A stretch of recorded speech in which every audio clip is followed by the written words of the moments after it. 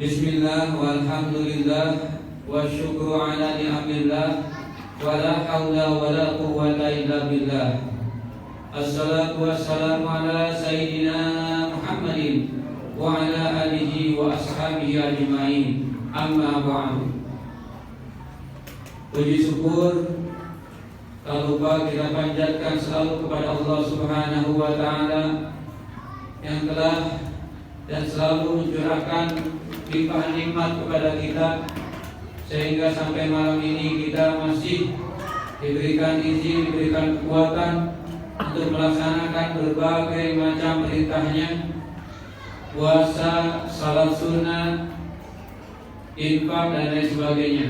Harapannya tentu mudah-mudahan ibadah yang kita laksanakan, salat, tadarus dan lain sebagainya, mudah-mudahan diterima oleh Allah Subhanahu wa ta'ala. Salawat dan salam semoga tercurah dan terlimpah kepada panutan kita, junjungan kita, yaitu Nabi Muhammad sallallahu alaihi wasallam. Hadirin jamaah salat Isya rahimakumullah. Kalau kita melihat jamaah di setiap masjid, saya jadi ingat sama benteng KSI. Di awal start begitu banyak melimpah pesertanya sampai penuh lapangan. Demikian pula di masjid, begitu awal masuk Ramadan penuh di setiap masjid, bahkan masjid gede juga kadang tidak mampu sampai ke pinggir atau ke pelataran masjid. Tapi menjelang akhir-akhir Ramadan dan alhamdulillah kita saat ini hampir masuk di 10 hari terakhir. Insya Allah besok malam ke-21. Mudah-mudahan kita merupakan bagian dari orang yang terpilih masuk ke dalam final, masuk ke dalam babak-babak yang penting di dalam meraih ridhonya Allah Subhanahu wa ta'ala, di mana di malam yang terakhir Rasulullah mencontohkan untuk menyingsingkan lengan baju, mengerahkan segenap kemampuan untuk beribadah kepada Allah Subhanahu wa ta'ala. Mudah-mudahan itu bisa kita lakukan sampai nanti habis bulan Ramadan. Sebab kita tidak tahu tahun depan kita masih ada apa enggak. Mumpung kita masih diberikan kesempatan masuk di bulan Ramadan kali ini, kita tuai, kita ambil panen sebanyak-banyaknya yang disediakan oleh Allah Subhanahu wa ta'ala. Ada sebuah kisah yang menarik, hadirin. Saya membaca dari sebuah artikel kisah yang memotivasi atau yang menjadi inspirasi, di mana ada seorang kakek, dia menanam buah pepaya. Dari kecil pepaya itu dipupuk, dirawat hingga pepaya itu besar. Kemudian pepaya itu berbuah. Walaupun tidak terlalu banyak, tapi ada beberapa buah. Kemudian mengkal, udah mau matang. Si kakek ini senang banget. Hasil jerih payahnya, tanaman kesayangannya sampai berbuah dia rawat. Kemudian suatu hari dia berniat ingin memanennya. Kebetulan pohon pepaya itu berada di pinggir pagar dekat jalan raya. Pas mau dipanen keluar dari rumah, buahnya tidak ada. Buahnya hilang. Tidak satu, tapi beberapa buah hilang. Kemudian si kakek itu masuk ke dalam rumah dengan muka yang muram bersedih. Samalah seperti kita, kalau misalnya kita punya sesuatu hilang, pasti kita juga sedih.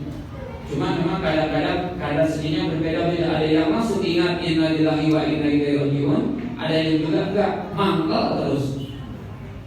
Nah, si kakek ini balik ke dalam rumah dengan wajah lalu muka yang bersedih. Lalu si nenek, istrinya itu merasa kasihan. Pikiran si nenek, si kakek ini sedih akibat pepaya yang disayanginya hilang. Dan si nenek tidak menanyakan. Cuma si nenek punya pikiran kasihan. Si kakek mau panen, pepayanya diduluin orang, diambil orang duluan. Tapi ternyata Si kakek malah mencari tangga, mencari bukan tangga untuk naik ke pohon pepaya itu. Kemudian tangga itu ditaruh di pohon pepaya itu. Ternyata tujuan si kakek naruh tangga di pohon pepaya itu adalah merasa kasihan kepada si maling yang dengan susah payah mengambil pepaya itu tengah malam. Jadi sedihnya kakek itu bukan karena pepayanya hilang, tapi merasa kasihan kepada malingnya.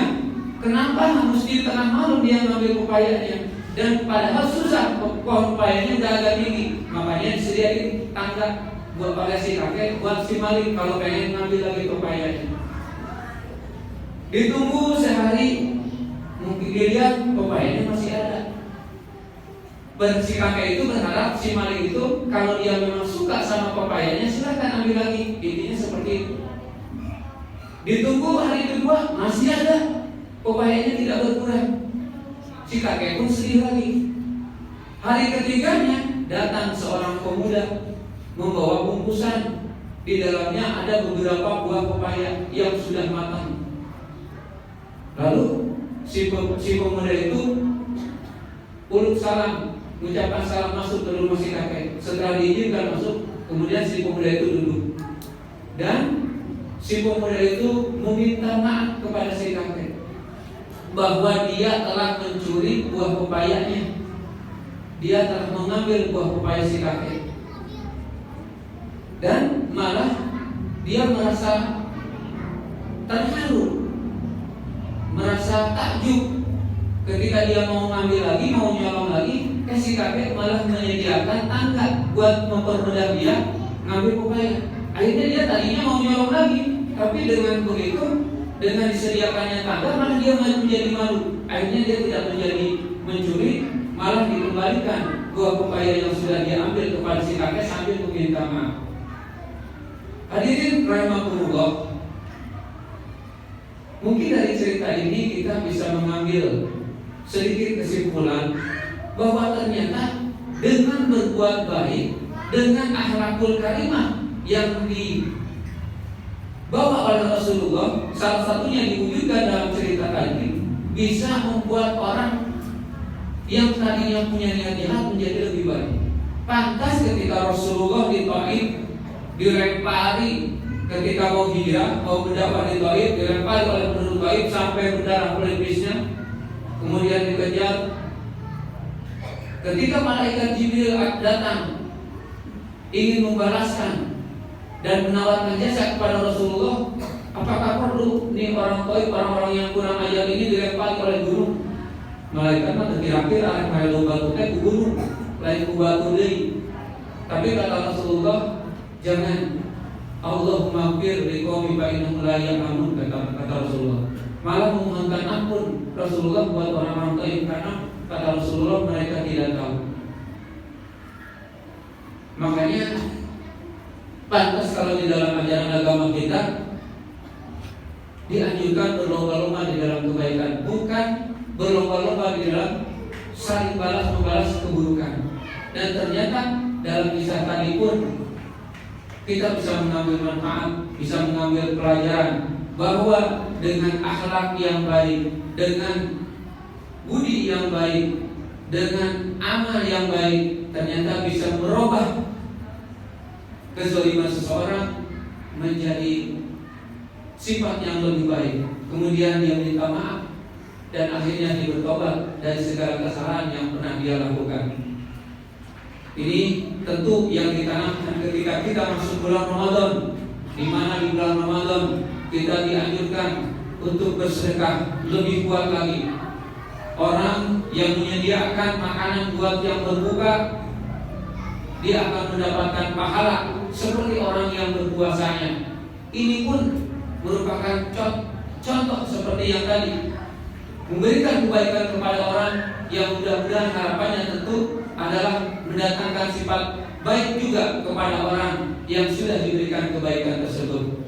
Makanya mari di menjelang 10 hari terakhir di bulan Ramadan ini kita berlomba-lomba untuk selalu menanamkan kebaikan di bulan Ramadan ini sebagaimana yang dianjurkan oleh Rasulullah, di mana kita untuk memberi atau berlomba-lomba memberi kepada orang yang berpuasa agar kita mendapatkan pahala seperti orang yang berpuasa. Demikian pula dalam hal yang lainnya kita berlomba-lomba menanamkan kebaikan kepada orang lain karena anjuran dari Allah dan Rasulnya. Mudah-mudahan ada manfaatnya. Billahi taufiq wal hidayah. Wassalamualaikum warahmatullahi wabarakatuh.